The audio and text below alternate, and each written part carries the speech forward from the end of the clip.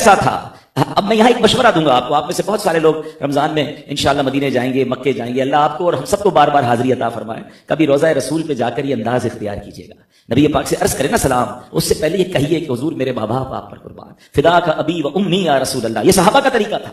اور پھر صحابہ کرام کا ایک اور انداز دیکھیں کہ نبی پاک کے ذات اقدس میں جب بھی کوئی ایکسٹرا آرڈنری چیز دیکھتے تھے اسے اگنور نہیں کرتے تھے, وہ کوشچن کرتے تھے تاکہ معلومات میں اضافہ ہو, کوئی نئی بات سیکھنے کو مل جائے, کوئی نئی نالج ملے. چہرے پر خوشی ہے تو کہہ رہے حضور میرے ماں باپ آپ پر قربان, آج آپ کے چہرے اس پر خوشی کے آثار ہیں. سرکار دو عالم علیہ السلام نے کیا فرمایا؟ فرمایا بے شک ابھی جبریل امین میرے پاس حاضر ہوئے, انہوں نے عرض کیا اے محمد صلی اللہ علیہ وسلم, جس نے آپ پر ایک بار درود پاک پڑھا اللہ پاک اس کے نامہ اعمال میں 10 نیکیاں لکھے گا, 10 گناہ مٹا دے گا اور 10 درجات بلند فرمائے گا. اب ایک اور عشق کی بات, مجھے بتائیے درود پڑھنا کس نے ہے؟ امتی نے پڑھنا ہے نا. ثواب کس کو ملے گا؟ امتی کو ملے گا. گناہ کس کے معاف ہوں گے؟ امتی کے معاف ہوں گے. درجات کس کے بلند ہوں گے؟ امتی کے ہوں گے. اور خوشی کسے ہو رہی ہے؟ ہائے ہائے, سمجھیے تو صحیح, نبی پاک کے چہرے پر خوشی کے آثار کیوں ہیں؟ کہ میری امت کا بھلا ہو گیا ہے, میرے غلاموں کے لیے ایسا حکم آ گیا ہے کہ درود ایک پڑھیں گے گناہ 10 معاف ہو جائیں گے, 10 نیکیاں ملیں گی, 10 درجے بلند ہو جائیں گے. سرکار دو عالم علیہ السلام کو ہم غلاموں سے پیار کتنا ہے, انعام ہمیں مل رہا ہے, خوش سرکار دو عالم علیہ السلام ہو رہے ہیں. اب امتی کو سوچنا ہے کہ وہ درود پاک پڑھنے میں کہیں کنجوسی تو نہیں کر رہا, وہ درود پاک پڑھنے میں کوتاہی تو نہیں کر رہا. آپ یقین کریں یہ جو گناہ معاف کرنا ہے یہ اتنی کمال کے درود پاک کی فضیلت ہے کہ قیامت کے دن ہم سب کو پتا ہے کہ نامہ اعمال تولے جائیں گے, اعمال تولے جائیں گے. اور قرآن کا واضح اعلان ہے فَمَن يَعْمَلْ مِثْقَالَ ذَرَّةٍ خَيْرًا يَرَهُ, جو جس نے چھوٹا سا ذرہ بھی نیکی کی ہوگی وہ دیکھے گا. وَمَن يَعْمَلْ مِثْقَالَ ذَرَّةٍ شَرًّا يَرَهُ, گناہ کرنے والا غلط کام کرنے والا بھی دیکھے گا. تو اگر ہمارے تو گناہ ہی زیادہ ہیں, لیکن اگر درود پاک کی کثرت رہی تو انشاءاللہ قیامت سے پہلے یہ گناہ معاف ہو سکتے ہیں اگر ہم درود پاک پڑھتے رہا کریں. تو ماہ رمضان ایکچولی جس کی بہت ساری برکتیں ہیں. دنیا میں لوگ کہتے ہیں کسی چیز کی عادت بنانی ہونا, اپنے آپ کو ہیبیچول بنانا ہو کسی بھی چیز کا, تو 20 to 30 ڈیز ریکوائرڈ ہوتے ہیں. آپ نے کوئی پرٹیکولر ڈائٹ پلان سیٹ کرنا ہے, پہلے 15 دن مشکل ہوتے ہیں, پہلے 20 دن مشکل ہوتے ہیں, پھر عادت بن جاتی ہے. کوئی بری عادت چھوڑنی ہے, کچھ لوگوں کو سگریٹ چھوڑنا ہے, یا جناب کوئی اور پان وغیرہ چھوڑنا ہے, ایسی بری چیز چھوڑنی ہے, پہلے 15 دن بڑی لڑائی لڑنی پڑتی ہے اپنے آپ سے, پھر بندہ سیٹ ہو جاتا ہے. لوگ اپنے جم کی چیزوں کو, ورزش کی چیزوں کو بھی 15-20 ڈیز, میکسیمم 30 ڈیز ریکوائرڈ, پھر چیزیں سسٹم میں آ جاتی ہیں. اگر اسی رمضان کو ہم سمجھیں تو یہ 30 دن ہمیں دیے ہیں کہ اچھی عادتیں اپنا لو, بری عادتیں نکال دو. شیطان بند ہے نا. آپ اس مہینے میں اگر 5 وقت نماز کے عادی 30 ڈیز کے لیے بن سکتے ہیں تو پھر آپ ساری زندگی نماز پڑھ سکتے ہیں. آپ تہجد کی عادت پیدا کر لیں, پوری زندگی تہجد آپ کو مل جائے گی, کیونکہ 30 ڈیز کی بیوٹیفل پریکٹس ہے. اسی طرح جو بری عادتیں ہیں ان کو چھوڑیں تو انشاءاللہ ماہ رمضان کے بعد بھی ان چیزوں کو ہم نے کیری کرنا ہے. اللہ مجھے بھی آپ کو بھی کثرت سے درود پاک پڑھنے کی توفیق نصیب فرمائے. محبت کے ساتھ باآواز بلند درود پاک پڑھ لیں. صلو علی الحبیب صلی اللہ تعالی علی محمد صلی اللہ علیہ وسلم. آج میں نے ایک بڑی کمال کی حدیث ہے, very short and very sweet حدیث. یہ حدیث ہے مسلم شریف میں, اور اس کے راوی ہیں حضرت تمیم بن اوس داری رضی اللہ عنہ. یہ کمال کے صحابی ہیں. یہ 9 ہجری میں ایمان قبول کر کے دائرہ اسلام میں داخل ہوئے. بڑے عبادت گزار تھے. ان کو تہجد سے اتنا پیار تھا کہ ایک رات آپ تہجد ادا نہ کر سکے, اور اس کفارے میں پورا سال نہیں سوئے. کہ سویا تو تہجد چلی گئی نا, آخری کھلی, پورا سال رات جاگتے رہے, ساری رات عبادت کرتے, اور کئی راتیں ایسی گزری کہ ایک ایک رکعت میں پورا قرآن ختم کیا. اپنے آپ کو گویا اس کی سزا دیا. حالانکہ تہجد پڑھنا فرض نہیں, مگر ان کو تہجد سے پیار ایسا تھا. آپ مسجد نبوی میں پہلے چراغ روشن کرنے کی سعادت جو ہے آپ کو نصیب ہو, یعنی چراغ پہلی لائٹ کا انتظام حضرت تمیم داری نے کیا تھا. آپ راوی اس حدیث کے. اور نبی پاک علیہ السلام نے فرمایا الدین النصیحہ, دین نصیحت ہے. اللہ اکبر. میرے پیارے اسلامی بھائیوں, علماء فرماتے ہیں یہ حدیث پورے دین کا خلاصہ ہے. 2 words. ہم کہتے ہیں نا یار کوزے میں دریا کو بند کر دینا. نبی پاک کے جہاں بہت سارے معجزات ہیں ان میں ایک معجزہ یہ ہے کہ اللہ کریم نے نبی پاک کو جوامع الکلم بنایا, یعنی مختصر بات میں چند جملوں میں میرے آقا بہت بڑا مضمون بیان فرما دیتے. سید اعلیٰ حضرت امام اہل سنت لکھتے ہیں نا کہ میں نثار تیرے کلام پر ملی یوں تو کس کو زبان نہیں. حضور زبان والے بڑے آئے, مگر حضور آپ کے کلام کی شان کیا ہے کہ میں نثار تیرے کلام پر ملی یوں تو کس کو زبان نہیں. وہ سخن ہے جس میں سخن نہ ہو, وہ بیان ہے جس کا بیان نہیں. آقا تیرے آگے یوں ہیں دبے لچے وہ سہا عرب کے بڑے بڑے. جب نبی پاک دنیا میں تشریف لائے اس زمانے میں انٹلیکچوئلز کا دور تھا. عرب کے لوگوں کو اپنی فساد پہ بڑا ناز تھا, مگر جب نبی پاک نے گفتگو شروع کی, قرآن کی آیت تلاوت کی, ان کا حال کیا ہوا؟ تیرے آگے یوں ہیں دبے لچے وہ سہا عرب کے بڑے بڑے. کوئی جانے منہ میں زبان نہیں, نہیں بلکہ جسم میں جان نہیں. نہیں. اب دو لفظ ہیں الدین النصیحہ. ارے یہ دو لفظ پورے اسلام کو, پورے دین کو کیسے گیدر کر سکتے ہیں؟ اب ذرا اس کی فضاحت سنیے گا, ایمان تازہ ہو جائے گا. اب اس کے معنی کیا ہیں؟ دین نصیحت ہے. سبحان اللہ. عام محاورے میں کسی کو اچھی بات کی تلقین کرنے کا نام نصیحت ہے, مگر عربی میں جو نصیحت ہے اس کے لغوی معنی ہے خالص ہونا یا خالص کرنا. اب حدیث پاک کا معنی کیا بنے گا کہ دین خالص ہونے کا نام ہے. سرکار دو عالم علیہ السلام سے صحابہ کرام نے پوچھا کہ حضور کس کے لیے خالص ہونا ہے؟ اب اس کی انٹرپریٹیشن سمجھیے گا. صحابہ نے اس حدیث کے تحت نبی پاک سے کوسچن کر لیا کہ حضور دین خالص ہونا ہے تو ہمیں خالص کس کے لیے ہونا ہے؟ تو نبی پاک نے فرمایا 5 باتیں, 5 چیزوں کے لیے خالص ہونا ہے. نمبر 1, اللہ کے لیے خالص ہونا ہے. نمبر 2, ولی کتاب ہی, اللہ کی کتاب کے لیے خالص ہونا ہے. نمبر 3, ولی رسول ہی, اللہ کے نبی علیہ الصلوۃ والسلام کے لیے خالص ہونا ہے. نمبر 4, ولی ائمۃ المسلمین, یعنی جو امت کے علماء ہیں, مفتیان کرام ہیں, لیڈرز آف دا امہ ہیں, ان کے لیے خالص ہونا ہے. پھر فرمایا ائمۃ المسلمین کے بعد فرمایا عامتہم, عام مسلمانوں کے لیے بھی خالص ہونا ہے. یہ دین ہے. تو اے میرے پیارے اسلامی بھائیوں, پتہ یہ چلا کہ اللہ پاک کے حبیب علیہ السلام نے اس مختصر حدیث میں اللہ کے حقوق, اپنے رسول پاک علیہ السلام کے حقوق, امت کے اولیاء اور علماء کے حقوق, کتاب اللہ کے حقوق اور عام مسلمانوں کے حقوق بھی بیان کر دیے. اب میں ان 5 پر بات کرنے جاؤں گا تو بات طویل ہو جائے گی. چونکہ آج تکمیل قرآن کی محفل ہے تو آج فقط قرآن کے حقوق کی بات کرتے ہیں کہ ہم پر قرآن کے حقوق کیا ہیں. اب اس کو ذرا سمجھیے گا. قرآن سے دوستی, قرآن کو انڈرسٹینڈ کرنا, قرآن سے محبت کرنا, یہ ہمارے ایمان کے لیے کتنا ضروری ہے. قرآن مجید کا پہلا حق کیا ہے؟ پہلا حق ہے کہ قرآن پر ایمان لانا.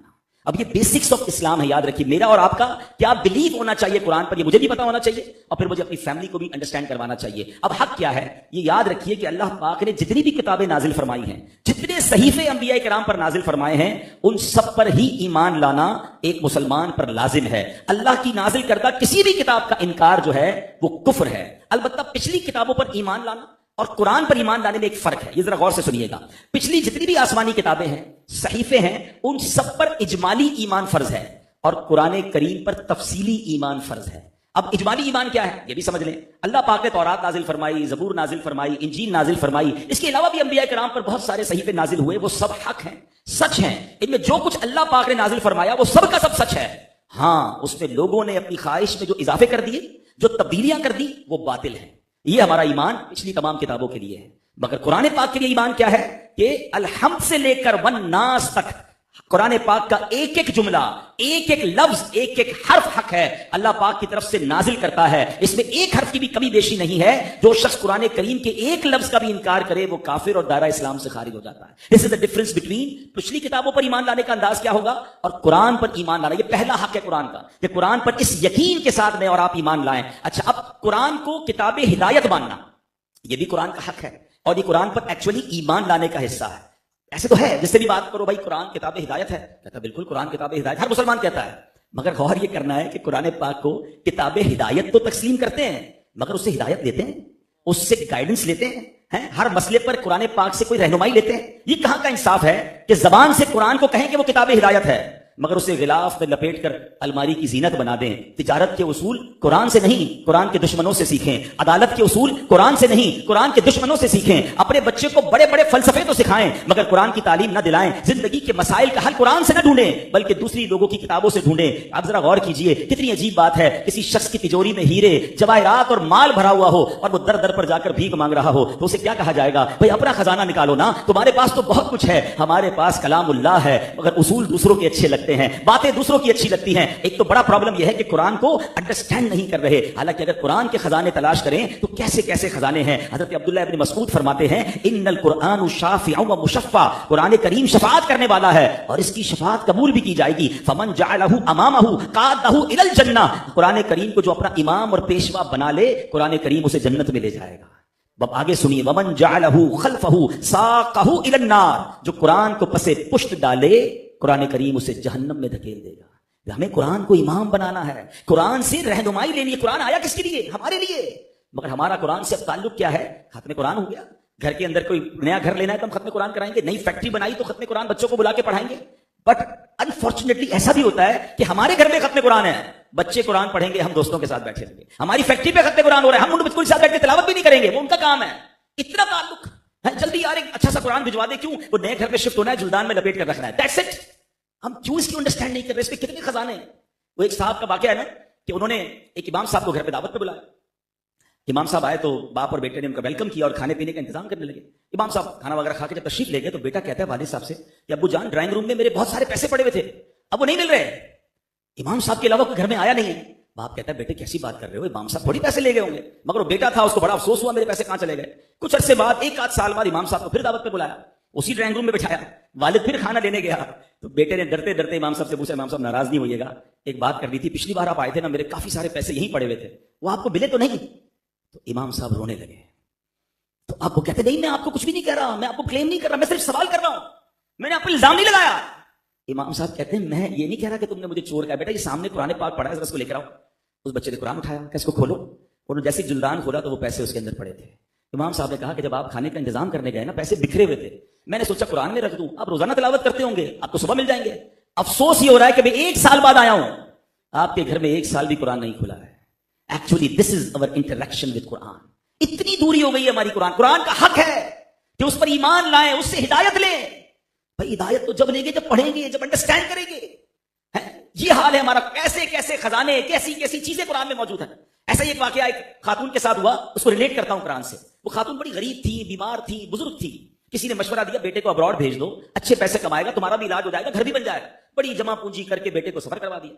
بڑے پیار کرتی تھی, ماں کا اکلوتا بیٹا تھا. ہر مہینے وہ بیٹا ایک لیٹر لکھتا ماں کو, ماں کو جیسے لیٹر آتا ماں خوش ہو جاتی, سبحان اللہ میرے بیٹے کا ولایت سے خط آیا. چومتی, پڑھنا تو آتا نہیں تھا, اس کو ڈرا میں رکھ دیتی, دراز میں رکھ دیتی. 1 مہینہ 2 مہینہ 6 مہینے, ہر مہینے لیٹر آتا, ہر مہینے چومتی, دراز میں رکھتی. بیمار ماں تھی, علاج ہوا نہیں, کچھ عرصے بعد چل بسی.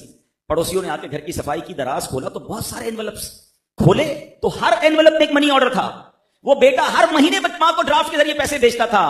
ماں پڑھی لکھی نہیں تھی, اسے پتہ ہی نہیں تھا یہ پیسے تھے. وہ وڈرا کروا لیتی تو علاج بھی ہو جاتا, شاید گھر بھی بن جاتا. وہ ماں چل بسی. یہ واقعہ تو اس دکھیاری ماں کا ہے. مگر سچ بتاؤ ہم قرآن کے ساتھ کیا کر رہے ہیں؟ قرآن لیتے ہیں, چومتے ہیں, رکھ دیتے ہیں. اس کے اندر کتنے خزانے, کتنی شفا, کتنی برکتیں, کتنی guidelines. We have no time to learn Quran. Quran کا حق ہے کہ اس پر ایمان لائیں اور اس سے ہدایت لیں. اب جو قرآن سے دشمنی کرتا ہے, قرآن کو جھٹلاتا ہے, اس کا کیا حال ہوتا ہے؟ ایک ایسا خطرناک شخص اس امت میں گزرا ہے. خلافت بنو امیہ کا ایک بادشاہ تھا, ولید بن یزید. انتہائی سرکش اور بے باک تھا. حدیث پاک میں ارشاد ہوا میری امت میں ولید نام کا ایک شخص ہوگا, میرے آقا نے پہلے بتا دیا تھا, جو کہ فرعون سے زیادہ سرکش ہوگا. اس بدبخت کا حال یہ تھا کہ قرآن پاک سے اس نے فال نکالا. حالانکہ قرآن سے فال نکالنا جائز نہیں ہے, مگر اس کی دیکھیں کیسی اس کو, یعنی ایک طرح سے الارمنگ سچویشن ہوئی کہ قرآن کھول کر جو فال نکالا نا, وہ آیت کون سی اس کے سامنے آئی؟ خواب کل جبار عنید. یعنی اسی کو قرآن پاک جو ہے وہ سمجھا رہا ہے. ترجمہ کیا ہے؟ ہر سرکش ہٹ دھرم نام مرادو. ہونا تو چاہیے, ڈر جاتا, توبہ کرتا کہ قرآن مجھے سمجھا رہا ہے ڈائریکٹلی. جو قرآن پڑھتے ہیں نا ان کو تجربہ ہوگا کہ کبھی کبھی آپ کوئی مسئلے میں الجھے ہوتے ہیں, کبھی کسی سوال کا جواب تلاش کرنا ہوتا ہے, اور اگر آپ قرآن ترجمے سے پڑھ رہے ہوں, تفسیر سے پڑھ رہے ہوں, آپ کے سامنے وہ مسئلہ آ جاتا ہے, آپ کے سامنے وہ آیت آ جاتی ہے, گویا آپ کو گائیڈ کیا جا رہا ہے قرآن سے. قرآن سے دوستی کریں, واللہ قرآن آپ کو جواب دیتا ہے. اس بدبخت کو قرآن نے ٹونٹ کیا, سمجھایا, لیکن اس نے قرآن سے دشمنی کیا کی کہ تم مجھے نہیں سمجھا رہے ہو, تم کہہ رہے ہو کہ سرکش اور ہٹ دھرم نام مراد ہوا, ہاں میں ہوں سرکش. معاذ اللہ, اس نے قرآن کو آگ لگا دی. اور کہتا کیا ہے کہ قیامت کے دن جب اللہ کے سامنے جانا, قرآن کو کہتا ہے تو کہہ دینا اللہ سے کہ ولید نے میرے ساتھ ایسا سلوک کیا. تاریخ کے واقعات میں یہ واقعہ موجود ہے. اس گستاخی کے کچھ ہی دن بعد اس کے سر کو کاٹ کر اسی کے محل میں لٹکا دیا گیا, اسی کے رشتہ داروں نے اسے مار دیا. تو یاد رکھیے میرے پیارے اسلامی بھائیو, قرآن کی دوستی عروج دلاتی ہے. اور آج دیکھیں ہم یہ گستاخی تو کوئی نہیں کرتا, مگر ایک انڈیلیبریٹلی گستاخی کہہ لیں, انڈیلیبریٹلی نافرمانی کیا ہوتی ہے کہ کسی کے سامنے قرآن کا حکم پیش کرو نا تو کہتا ہے یار یہ تو بڑا مشکل ہے, یہ تو مولویوں نے دین مشکل بنا دیا ہے, یار یہ اسلامی حکم مجھے سمجھ نہیں آیا. یعنی اب یہ دور آ گیا ہے کہ مسلمان کو جب قرآن کی بات کریں گے اور اس کو اس کی سمجھ میں نہیں آ رہا تو اس کے اگینسٹ بات کرے گا. میرا اور آپ کا کام ماننا ہے, میری عقل میں آئے یا نہ آئے, میرے مزاج کے مطابق ہو یا نہ ہو. یہ پرابلم ہوتا جا رہا ہے کہ آج کل لوگ مسلمان ہونے پر شرمندہ ہیں. ایسی محفل میں بیٹھتے ہیں, کہتے ہیں یار سارے ایسے لوگ تھے کھڑے ہو کے نماز پڑھنے میں شرم آ رہی تھی, ایسے لوگ بیٹھے تھے کہ سنت کے مطابق کھانے میں شرم آتی ہے, ایسی محفل میں جاتا ہوں جہاں غلط کام مجبوراً کرنا پڑتا ہے. ارے بھائی کیا کریں, گیدرنگ ایسی ہوتی ہے. ولا حول ولا قوت الا باللہ. یعنی آج مسلمان ہونے پر شرمندہ کیسے ہو سکتا ہے؟ میری غیرت ایمانی کا تقاضا ہے کہ میں کسی بھی دنیا میں خطے میں جاؤں, میں اپنے اسلام پر, اپنے ایمان پر, اپنے قرآن پر شرمندہ نہ ہوں. اگر کسی کو برا لگتا ہے تو لگے. ارے آج دنیا میں ہم دیکھ رہے ہیں بڑے بڑے جناب عہدوں پر, بڑے بڑے بینک کے سربراہان, بلکہ بڑی بڑی انسٹیٹیوٹ کے لوگ جو دوسرے مذہب کے ہیں, نہ ان کو اپنے حلیے پر کوئی شرم آتی ہے, نہ اپنی ایکٹیویٹیز میں وہ شرماتے ہیں. دنیا کے کسی فورم پہ جاتے ہیں اپنی شناخت کے ساتھ جاتے ہیں, مگر مسلمان ہے جو جہاں جاتا ہے اپنے رنگ کو بدل دیتا ہے, اپنے انداز کو بدل دیتا ہے. نہیں میرے پیارے اسلامی بھائی, قرآن سے رہنمائی لیں, قرآن سے دوستی کر لیں اور قرآن کے احکام پر عمل کریں. اب دوسرا حق قرآن کا کیا ہے قرآن کی محبت اور قرآن کی تعظیم کرنا، دل سے محبت کرنا. سبحان اللہ. یاد رکھیے قرآن سے محبت کرنا یہ سنت مصطفیٰ ہے. نبی پاک علیہ السلام قرآن سے کتنی محبت فرماتے تھے. ایک روز نبی پاک علیہ السلام اپنے گھر تشریف لائے. کسی نے بتایا کہ حضور ایک شخص باہر گھر کے باہر بہت خوبصورت انداز میں تلاوت قرآن کر رہا ہے. سرکار دو عالم کون ہے؟ جن کے سینے پر قرآن نازل ہوا ہے. ارے ان سے اچھا قرآن کون پڑھ سکتا ہے؟ مگر محبت کا عالم کیا ہے. نبی پاک اپنے گھر سے باہر جاتے ہیں اور دیر تک اس شخص کے پاس کھڑے ہو کر تلاوت قرآن سن رہے ہیں. سبحان اللہ. یہ کون شخص تھا؟ یہ ایک غلام تھا. ابو حذیفہ کے غلام سالم ان کا نام تھا. اور نبی پاک نے اس کے لیے الفاظ کیسے استعمال کیے؟ تمام تعریفیں اللہ پاک کے لیے ہیں جس نے میری امت میں ایسا شخص پیدا فرمایا. نبی پاک اس کی تلاوت سن کر فرما رہے، فخر فرما رہے. اللہ اکبر. یہ کیسی قرآن سے محبت ہے. ایک مرتبہ نبی پاک کی بارگاہ میں حضرت ابوبکر صدیق، حضرت عمر فاروق دونوں ساتھ ہیں، اور نبی پاک حضرت عبداللہ ابن مسعود کے پاس تشریف لے گئے. اور حضرت عبداللہ ابن مسعود اس وقت قرآن پاک کی تلاوت کر رہے تھے. نبی پاک کافی دیر تک کھڑے رہے، حضرت عبداللہ ابن مسعود کی تلاوت سنتے رہے. اور سبحان اللہ وہ تاریخی الفاظ ارشاد فرمائے کہ جو شخص قرآن کریم کو ایسے پڑھنا چاہے جیسے قرآن نازل ہوا ہے تو وہ ابن ام عبد کی طرح قرات کرے. ابن ام عبد یہ کنیت تھی حضرت عبداللہ ابن مسعود کی. سبحان اللہ. ایک دن نبی پاک حضرت عبداللہ سے فرمایا، عبداللہ مجھے قرآن سناؤ. حضرت عبداللہ کہتے ہیں حضور میں آپ پر تو قرآن نازل ہوا ہے. نبی پاک علیہ السلام نے فرمایا، ہاں عبداللہ ابن مسعود تم قرآن سناؤ. انہوں نے سورہ نساء کی تلاوت شروع کی. نبی پاک قرآن سنتے رہے اور آنسو بہاتے رہے. قرآن سننے کا ادب یہ ہے کہ یہ ٹائم پاس کام نہیں ہے. دیکھیں واٹ از ایکچولی تلاوت قرآن. ہم شاید اس کی اہمیت کو سمجھ نہیں پا رہے. مثال دیتا ہوں، آپ کو جس سے سب سے زیادہ پیار ہو اس سے باتیں کرنے میں کتنا مزہ آتا ہے. جی چاہتا ہے اس کی باتیں سنتا رہوں یا اس سے باتیں کرتا رہوں. ٹو وے. محبت کرنے والے سے جی نہیں بھرتا. جی چاہتا ہے میں اس سے باتیں کروں اور وہ مجھ سے باتیں کرے. پھر اللہ پاک سے آپ کی محبت کا عالم کیا ہونا چاہیے؟ اف یو وانٹ کہ اللہ آپ سے کلام کرے، سبحان اللہ. مولا علی فرماتے ہیں جب میں چاہتا ہوں رب مجھ سے کلام کرے میں قرآن پڑھنے لگ جاتا ہوں. کلام اللہ ہے نا. اب جب آپ اس کو سمجھ تلاوت کر رہے ہیں تو فیل کریں، انڈرسٹینڈ کریں کہ اللہ آپ سے بات کر رہا ہے. پھر جی نہیں چاہے گا قرآن بند کرنے کو. اور جب آپ کا دل چاہے آپ اللہ سے بات کریں تو آپ نماز پڑھنا شروع کر دیں. نماز ایکچولی اللہ سے بات کرنا ہے. تو ہم نماز بھی کم پڑھتے ہیں، ہم قرآن بھی کم پڑھتے ہیں. اس کا مطلب اللہ سے کنورسیشن رک گئی ہے ہماری. ساری دنیا سے رابطہ ہے. بلکہ لوگ فخریہ بتاتے ہیں میرے پاس فلاں کا فون نمبر ہے، ہاں میں تو اس سے بات کر لیتا ہوں، ایسا رابطہ ہے، ابھی کال کروں گا اٹھائے گا، نہیں اٹھائے گا تو کال بیک آ جائے گی، بڑی میری ڈائریکٹ لائن ہے. بتاؤ نا جس کی اللہ سے ڈائریکٹ لائن ہو اور روز بات کرتا ہو اللہ سے اور روز اللہ اس سے بات کرتا ہو، اس کو کیا ضرورت ہے کسی کے نمبر کی؟ ہمارا پرابلم یہی تو ہے، ہم سب سے بات کرتے ہیں، ہم رب سے بات نہیں کرتے. ہم سب کو اپنے مسئلے بتاتے ہیں، ہم اللہ کو اپنے مسئلے نہیں بتاتے ہیں. حالانکہ حل اسی نے کرنے ہیں. وہی مسبب الاسباب ہے، وہی دافع البلیات ہے، وہی حل المشکلات ہے. سب کو کہتے ہیں میرا یہ مسئلہ، میرا وہ مسئلہ. ارے کسی کو نہ بتاؤ. اب اللہ کے آگے سر کو جھکاؤ نا. اور اللہ سے بات کرنے میں سبحان اللہ. دنیا میں ہمارا مسئلہ بتائیں کہ ہم کسی کو اپنا مسئلہ بتائیں نا، شاید ایک بار وہ حل کر بھی دے، دوبارہ جائیں اس کے پاس، کہیں تھوڑے دیر پہلے تو آئے تھے دوبارہ آ گئے. تیسری چوتھی بار بات کرے تو ہمارا نمبر بلاک ہو جاتا ہے کہ اس بندے کا تو کام ہی مانگنا ہے. یہ ہے دنیا. پھر بھی دنیا والوں کے پاس جاتے ہیں. اور رب فرماتا ہے ادعونی استجب لکم، مانگو میں تمہیں عطا کروں گا. وہ جو جتنا مانگتا ہے رب اسے اتنا خوش ہوتا ہے، اتنا عطا فرماتا ہے. وہاں دروازے کھلے ہیں، ادھر جانے کا ٹائم نہیں، اور ادھر دنیا کے دروازے ہم کھٹکھٹاتے ہیں. پلیز قرآن کا حق ہے کہ اس سے محبت کی جائے. سلطان محمود غزنوی کتنا قرآن کا ادب کرتے تھے سبحان اللہ. کسی نے ان کو خواب میں دیکھ کر پوچھا کہ آپ کے ساتھ مرنے کے بعد کیا معاملہ ہوا؟ حالانکہ بڑے بڑے مارکے جیتے ہوئے تھے، but what was the reason for بخشش؟ آپ کہتے ہیں میں جس کمرے میں ایک بار میں کہیں مہمان بنا جو ٹھہرایا گیا تو وہاں قرآن پاک طاق میں موجود تھا، اور وہ طاق قدموں کی طرف تھا. یہ بھی آج ہم نے دیکھنا ہے. ہمارے قبلہ رو بیڈ لگے ہوئے ہیں، ہمارے واش روم قبلہ رو ہیں، نوبڈی ٹاک اباؤٹ اٹ. بلکہ سوچتا بھی کوئی نہیں ہے. ہم کبھی کسی ہوٹل میں بھی جاتے ہیں، قبلہ رو ہمارے پیر ہیں، کوئی فکر نہیں ہے. قرآن پاک بعض اوقات ہوٹلز میں کسی کے گھر میں پڑے اور ہمارے قدم اس طرف ہے. اسلام ادب سکھاتا ہے. کہتے ہیں میں نے سوچا کہ قرآن کو باہر نکال دیتا ہوں، میرا آرام کیسے ہوگا، پیر اس طرف ہے. پھر دل میں خیال آیا کہ میں اپنے آرام کے لیے قرآن کو کمرے سے باہر نکال دوں. کہتے نہیں ساری رات بیٹھا رہا، میں نے پیر لمبے نہیں کیے، میں ادب کرتا رہا، میں نے قرآن کی تعظیم کی. اللہ پاک نے اسی قرآن پاک کے ادب کی برکت سے میری بخشش فرمائی. ہاں میں آپ کو ایک اور عجیب بات بلکہ خوبصورت بات بتاؤں. نبی پاک سے عشق کا دعویٰ ہم سارے کرتے ہیں نا. قاضی ایاز مالکی نے شفا شریف میں لکھا ہے کہ محبت رسول کا، عشق رسول کا علامت یہ ہے کہ محبت قرآن دل میں ہونی چاہیے. یعنی جو شخص قرآن سے محبت کرتا ہے وہی رسول پاک علیہ الصلوۃ والسلام سے محبت کرتا ہے. حضرت عبداللہ ابن مسعود فرماتے ہیں جو یہ جاننا چاہے کہ اس کے دل میں اللہ اور اس کے رسول کی محبت ہے یا نہیں. سارے کہتے ہیں نا غلامی رسول میں موت بھی قبول ہے، دعویٰ الگ ہے. If you want to check yourself کہ کتنی محبت ہے، حضرت عبداللہ ابن مسعود فرماتے ہیں تو وہ دیکھے کہ اس کی قرآن سے محبت ہے کہ نہیں ہے. اگر اس کے دل میں قرآن سے محبت ہے تو سمجھ لے وہ اللہ اور اس کے رسول سے محبت کرتا ہے. قرآن کا تیسرا حق ہے قرآن پر عمل کرنا. قرآن کہتا ہے وَهَذَا كِتَابٌ أَنزَلْنَاهُ مُبَارَكٌ فَاتَّبِعُوهُ، اور یہ برکت والی کتاب ہے ہم نے اتاری تو اس کی پیروی کرو. قرآن کو فالو کرنا یہ قرآن کا حق ہے. اب دیکھیں نا کوئی شخص قرآن پڑھ بھی رہا ہے اور عمل نہیں کر رہا، اس کی مثال کیا ہے کہ تلاوت کیا کر رہا ہے؟ لعنت اللہ علی الکاذبین. لعنت اللہ علی الکاذبین، یہ جھوٹوں پر اللہ کی لعنت ہے. خود ہی قرآن پڑھ رہا ہے، اپنے آپ کو ہی لعنت دے رہا ہے کیونکہ جھوٹ بولتا ہے، عمل نہیں کر رہا. تلاوت ہے، عمل نہیں ہے. قرآن کا حق یہ ہے کہ عمل کیا جائے. کیوں؟ اللہ اکبر. حدیث پاک میں آیا کتنے قرآن پڑھنے والے ایسے ہیں کہ قرآن ان پر لعنت کرتا ہے. کہ قرآن پڑھ رہے ہیں اور ظلم کر رہے ہیں. کہ قرآن کیا کہے گا جب تلاوت کریں گے؟ قرآن فرمائے گا اللہ لا یہدی القوم الظالمین، اللہ ظالموں کو ہدایت نہیں کرتا. اور تلاوت کرنے والا خود ہی ظلم کیے جا رہا ہے. یعنی تلاوت کر رہا ہے اور اپنے آپ کی وعید بیان کر رہا ہے، اپنے آپ ہی کا عذاب بیان کر رہا ہے. تو قرآن کا حق یہ ہے کہ اس پر عمل کیا جائے. اور دین اینڈ دیر عمل کرنا، یہ صحابہ کا کیسا طریقہ تھا. اور اس زمانے میں، پچھلے زمانے میں غلاموں کو، کنیزوں کو، یعنی ہمارے حوالے سے بات کروں تو کام کاج کرنے والوں کو قرآن کیسا یاد تھا. حضرت امام زین العابدین بڑی عظیم ہستی ہیں. امام حسین رضی اللہ عنہ کے صاحبزادے ہیں، شہزادے ہیں. آپ کی کنیز آپ کو وضو کروا رہی تھی. اس زمانے میں کنیز اور غلام اس طرح کا معاملہ تھا. تو وضو کرواتے کرواتے برتن جو تھا وہ ہاتھ سے گر گیا اور امام زین العابدین کے چہرے پر گر گیا. اب ٹرائی ٹو امیجن، ہمارا ملازم ہمیں کوئی کھانا سرو کر رہا ہے، ٹرے لے کر آ رہا ہے، اس کے ہاتھ سے گر گیا، ہمارے کپڑے خراب ہو گئے. ہمارا ریئیکشن کیا ہوتا ہے؟ بھائی انسان ہے، ہو گئی غلطی. مگر نہیں، ہمارے تو جو منہ میں آیا ہم نے بک دینا ہے. بیچارہ غریب ہے، کچھ کہے گا تو ہی بعض اوقات اٹھ کے چاٹا مار دیتے ہیں. یہ تو ہوٹلوں میں ویٹر کو بیچاروں کو مار رہے ہوتے ہیں، ان کو گالیاں دے رہے ہوتے ہیں.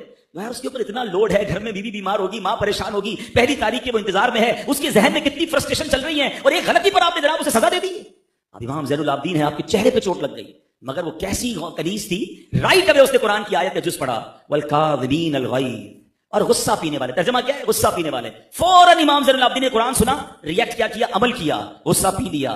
اب اس لوڈی نے دیکھا کہ غصہ ٹھنڈا ہو گیا، آیت کا اگلا حصہ پڑھا، والعافین عن الناس، اور لوگوں سے درگزر کرنے والے. امام زین العابدین کہتے ہیں میں نے تجھے معاف کیا. اللہ اکبر. اب آیت کا اگلا حصہ اس نے پڑھا، واللہ یحب المحسنین، اللہ نیک لوگ اللہ کے محبوب ہیں. وہ فرماتے جا میں نے تجھے اللہ کی رضا کے لیے آزاد کر دیا. رائٹ اوے سنتے گئے، عمل کرتے گئے، غصہ پیا، معاف کیا. اب احسان کیا کیا کہ غلامی سے بھی آزاد کر دیا. میں اور آپ قرآن پڑھتے ہیں، قرآن سنتے ہیں، قرآن سمجھاتا ہے، مگر سنتے تو ہیں، عمل نہیں کرتے. عمل کرنے والے پتہ کہاں پہنچ جاتے ہیں؟ حضرت فضیل بن عیاض یہ بہت بڑے ڈاکو تھے. اتنے بڑے ڈاکو تھے کہ مائیں اپنے بچوں کو کہتی تھی سو جاؤ فضیل آ جائے گا. اتنے بڑے ڈاکو. مگر ایک جگہ آپ موجود تھے تو آپ نے ایک شخص کی تلاوت سنی، ایک آیت. اب یہ آیت یقین کریں ایسی ہے، اس آیت کے بس تو بہت سارے واقعات ہیں، مجھے بیان کنکلوڈ بھی کرنا ہے کہ اس آیت کے تحت کتنے لوگوں کی زندگی بدلی ہے. مگر یہ آیت میں آپ کے سامنے بھی تلاوت کر رہا ہوں. اب دیکھیں میرے اور آپ کے دل پر کیا ریئیکشن آتا ہے. اور وہ آیت کیا ہے؟ الم یأن للذین آمنوا ان تخشع قلوبهم لذکر اللہ. اچھا ان کو قرآن بھی آتا تھا، بے شک وہ ڈاکے مارتے تھے مگر عربی سمجھتے تھے، قرآن سمجھتے تھے. فوراً سمجھ لیا آیت کا ترجمہ کیا تھا. کیا ایمان والوں کو ابھی وہ وقت نہ آیا کہ ان کے دل جھک جائیں اللہ کی یاد کے لیے؟ یعنی ابھی ٹائم نہیں آیا توبہ کرنے کے لیے. کب اللہ کی طرف آؤ گے؟ کب تک اللہ کو ناراض کرو گے؟ قرآن بلا رہا ہے. آیت سنی اور زارو کتار رونے لگے، بولے یا اللہ وقت آ گیا، اے مولا بس وقت آ گیا، میں حاضر. آپ نے گناہوں سے توبہ کی، ڈکیتی سے توبہ کی، جن لوگوں کا مال کھایا انہیں واپس لوٹایا، اللہ کی عبادت میں زندگی گزاری اور ولایت کی دنیا کے شہنشاہ بن گئے. حضرت فضیل بن عیاض رحمت اللہ تعالی علیہ، آج ان کا نام لوگوں سر ادب سے جھک جاتا ہے، مگر یہ ڈاکو تھے. قرآن کی ایک آیت نے بدل دیا. ہمیں قرآن نے کتنا بدلا. ہم میں سے کئی ہیں جو قرآن پڑھتے ہوں گے، کئی ہیں ہر سال تراویح سنتے ہیں. پلیز قرآن کا حق ہے کہ اسے انڈرسٹینڈ کریں اور اس پر عمل کریں. تو اے میرے پیارے اسلامی بھائیوں، اب قرآن پر اب یہ ساری باتیں تو مجھے سن لی کہ Quran is most important for our life. Quran ہمارے لیے شفا ہے. بہت سارے لوگ شکایت کرتے ہیں کہ چین نہیں ہے، سکون نہیں ہے، بہت کچھ ہے مگر جس کو کہنا اطمینان نہیں ہے. تو قرآن سے پوچھے نا، وہی والی بات ہے، گائیڈنس قرآن سے لے لے. کہاں سے ملے گا چین؟ اطمینان قلب کہاں سے ملے گا؟ قرآن گائیڈنس دے رہا ہے، الا بذکر اللہ تطمئن القلوب. بے شک اللہ کے ذکر میں دلوں کا چین ہے. کوئی شراب کی محفلوں میں ڈھونڈ رہا ہے، کوئی جوئے کی محفلوں میں ڈھونڈ رہا ہے، کوئی جناب دنیا بھر کے تفریح گاہوں میں جا کے سکون ڈھونڈ رہا ہے، نہیں ملے گا. دیکھیں مجھے اور آپ کو بنایا کس نے ہے؟ رب نے بنایا. یہ دل بھی اللہ نے بنایا، وہ اللہ ہی بتائے گا نا سکون کہاں ہے. اور اس نے قرآن میں فرمایا الا بذکر اللہ تطمئن القلوب. اب اللہ کے ذکر کی عادت بنائیں، زبان سے ذکر کریں اور اعضاء سے ذکر کرنا. پوری باڈی کا ذکر یہ ہے کہ نماز بندہ پڑھے. آپ یہ نیت کریں کہ اب رمضان بے شک ہم سے چلا جائے، ہم رمضان کو نہیں روک سکیں گے مگر اچھی عادتیں کیری کر لیں. اس کا ایسا بیج رمضان میں بولیں کہ رمضان کے بعد بھی نماز قضا نہ ہو. جس طرح رمضان میں قرآن سے تعلق بنا ہے، اب پورا سال قرآن سے تعلق بنائیں. اور میں آپ کو ایک اور مشورہ دوں گا کہ قرآن کو صرف پڑھنا نہیں ہے، اس کو انڈرسٹینڈ بھی کرنا ہے. آج کے دور میں آپ کو ایک تفسیر قرآن سجیسٹ کرتا ہوں. ویری شارٹ اینڈ سویٹ تفسیر قرآن ہے. تفسیر قرآن کا نام ہے تعلیم القرآن. یہ مفتی قاسم صاحب نے لکھی ہے. دعوت اسلامی .net ویب سائٹ سے آپ فری ڈاؤن لوڈ کر لیں. ہماری ایک اپلیکیشن ہے تفسیر قرآن کے نام کی، آپ اس سے اپلیکیشن کے ذریعے پڑھ لیں، ورنہ آپ مکتبۃ المدینہ دعوت اسلامی کی لائبریری سے منگوا لیں. یو ول انجوائے کہ بہت شارٹ 2 جلدوں میں پورے قرآن کی آپ تفسیر پڑھیں گے. روز کی کچھ آیتیں تو پڑھیں نا. اور اس میں سب سے پہلے کون سی آیتیں پڑھنی یہ بھی بتا دیتا ہوں. ویسے تو پورا قرآن پڑھنا ہے لیکن رمضان میں سٹارٹ کیا کریں کہ آپ کو یہ معلوم ہے اللہ کریم نے مجھ سے اور آپ سے ڈائریکٹ بات کی ہے. قرآن میں 89 ٹائمز یا ایھا الذین آمنو، او یو بلیورز، اے ایمان والو کہہ کر क्या आपने वो पढ़ लिया? हम में से कोई 30 साल, कोई 40 साल, कोई 50 साल का भाई बैठा है, 50 साल हो गए दुनिया में आए हुए, अभी तक अल्लाह का पैगाम रिसीव ही नहीं किया। अमल करना तो बात की बात है। सुबह उठकर पहला मेरा और आपका काम क्या होता है कि मोबाइल उठाते हैं, देखते हैं किसका व्हाट्सएप आया है, और फिर उसमें भी हमने पिन किए हुए होते हैं, बॉस का पहले, फैमिली का, फ्रेंड्स का, यार इसका मिस नहीं होना चाहिए। सुबह सुबह सारे मैसेजेस पहले सुनेंगे। मगर 50 साल हो गए, 40 साल हो गए, अल्लाह का मैसेज सुना, रिसीव किया, पढ़ा? प्लीज इन आयतों को पढ़ तो लें। अल्लाह ने मुझसे क्या बात की? मैं ईमान वाला हूं, मुझसे क्या, मेरे रब ने डायरेक्ट बात की है। हमने इसके लिए भी आपके लिए आसानी कर दी है। मैं अशफाक भाई को इंशाल्लाह सजेशन करूंगा कि ये हमेशा इतना अच्छा प्रोग्राम करते हैं। एक बुक है 89 आयतें, जिशान भाई को भी कहूंगा अभी आपके यहाँ भी खत्म कुरान होने वाला है, जिन जिनके यहाँ प्रोग्राम्स हो, ये 89 आयतों पर मुश्तमिल हमने एक किताब बना दी है। इस किताब का नाम ही ए ईमान वालों है। 89 आयतें हैं, उसका तर्जमा है और आसान उर्दू में उसकी तफसीर है। तो ये बुक हम सबको आपस में डिस्ट्रीब्यूट करनी चाहिए। रमजान में इसको स्टार्ट कर दें, अगले 2-3 महीने बाद आप किसी को ये तो कह सकेंगे हाँ यार मैंने अल्लाह ने जो मुझसे बात की उतना तो पढ़ लिया है, फिर इंशाल्लाह कुरान से आपकी दोस्ती मजबूत हो जाएगी। तो लेट्स स्टार्ट विद दोज आयत, यू विल गेट बेनिफिट, क्योंकि अल्लाह ने आपसे बात की है, उसको तो रिसीव करें ना। क़यामत के दिन ये जवाब चलेगा कि अल्लाह बहुत बिजी था, बिजनेस पे ट्रैवल करता था, मैं बहुत बिजी लाइफ थी, अल्लाह कुरान था मगर उसको तेरा मैसेज रिसीव करने का टाइम नहीं था। कैसा जवाब होगा ये अल्लाह की बारगाह में? तो आज आए हैं तो आज ये पैगाम लेकर जाएं कि कुरान हमारे दिलों का नूर बने, हम कुरान से मोहब्बत करें, कुरान से गाइडेंस लें और कुरान पर अमल करें, और अल्हम्दुलिल्लाह अपने बच्चों को भी कुरान पढ़ाएं। आज हम बड़ी बड़ी डिग्रियां तो सिखा रहे हैं, मगर मेरा और आपका बेटा मेरे और आपके दुनिया के जाने के बाद कुरान पढ़कर ही साले सवाब कर सकेगा। तो हम बच्चों को कुरान पढ़ाएं, हदीस पढ़ाएं। अल्हम्दुलिल्लाह कुरान पाक की दुनिया भर में खिदमत जो दावत इस्लामी कर रही है, हमें छोटी सी 5 मिनट की वीडियो प्रेजेंटेशन है, इंशाल्लाह वो आपको दिखाते हैं कि 19,000 से ज्यादा मदरसे पूरी दुनिया में दावत इस्लामी ने बना दिए, लाखों बच्चे हाफिज बन गए, नाजरा कुरान पढ़ लिया, हजारों उलमा बन गए, और ये बनते चले जा रहे हैं। और फिर उन बच्चों को किस तरह दुनियावी उलूम भी सिखाए जा रहे हैं और उसके साथ साथ क्या दीनी खिदमत हैं। तो आपसे भी गुजारिश करूंगा कि इन इंस्टीट्यूट्स में अपने बच्चों को दाखिल करें। बल्कि जितने एल्डर भाई बैठे हैं, आप भी कुरान पढ़ना चाहते हैं, एक बड़ा मसला पता है क्या है? इस उम्र में जब किसी को कहो ना कि भाई कुरान पढ़ें, या एटलीस्ट तर्जमे के साथ या तजवीद के साथ कुरान पढ़ें। आखिरी बात कर लेता हूं, तजवीद के साथ कुरान पढ़ना कितना इंपॉर्टेंट है, यानी उसके प्रोनाउंसिएशन के साथ। कुरान एक्चुअली अरबिक लैंग्वेज में है ना, और Arabic is the most sensitive language on earth. याद रखिएगा, एक जबर जेर पेश से मामला इधर का उधर हो जाता है, एक प्रोनाउंसिएशन की गलती से मामला टोटली डिफरेंट। आप कुरान भी पढ़ेंगे फायदा भी नहीं होगा, क्योंकि आप प्रॉपर नहीं पढ़ रहे, सही नहीं पढ़ रहे। अब मिसाल दे देता हूं, हम सब पढ़ते हैं कुरान पाक में अल्हम्दुलिल्लाह रब्बिल आलमीन, तमाम तारीफें अल्लाह के लिए जो आलमीन का मालिक, ठीक है। अलहम्द में तारीफ है, अलहम्द हा और हा के फर्क से फरमाया इसके माना हो जाएंगे तमाम बुराइयां अल्लाह के लिए। अब जो नमाज में ये पढ़ रहा है, कहां से हम, ये तो प्रॉब्लम है, नमाज भी पढ़ रहे होते, बरकत मिल रही होती। तो प्रोनाउंसिएशन इज वेरी इंपॉर्टेंट। तो अब आप कहें यार इस उम्र में क्या मदरसे जाऊंगा? तो दावत इस्लामी ने ये मसला हल कर दिया। हमने फैजान ऑनलाइन एकेडमी, ये अब्दुल्ला बट्रा भाई बैठे हैं, चैंबर ऑफ कॉमर्स के मेंबर हैं, ये घर बैठे ऑनलाइन पढ़ रहे काफी सारी चीजें, अपनी मर्जी का टाइम, 30 मिनट्स, 40 मिनट्स, 1 आवर, कोई भी आप 24 घंटे में कभी भी, सुबह 6 बजे से लेकर रात 2 बजे भी आपके पास टाइम है। आप quranteacher.net, ये हमारी वेबसाइट है, उधर जाके चेक करें और वहां पर अपनी फैजानonline.net, और वहां जाकर आप जो है वो अपनी क्लास ज्वाइन कर लें। कारी साहब 1-to-1 आपको कुरान पढ़ाएंगे, तर्जमा पढ़ाएंगे, आपके बखारिश ठीक कर देंगे, किसी को पता भी नहीं चलेगा, और आप अकेले पढ़ी जा रहे होंगे और कुरान इंशाल्लाह हमें अंडरस्टैंड होना शुरू हो जाए।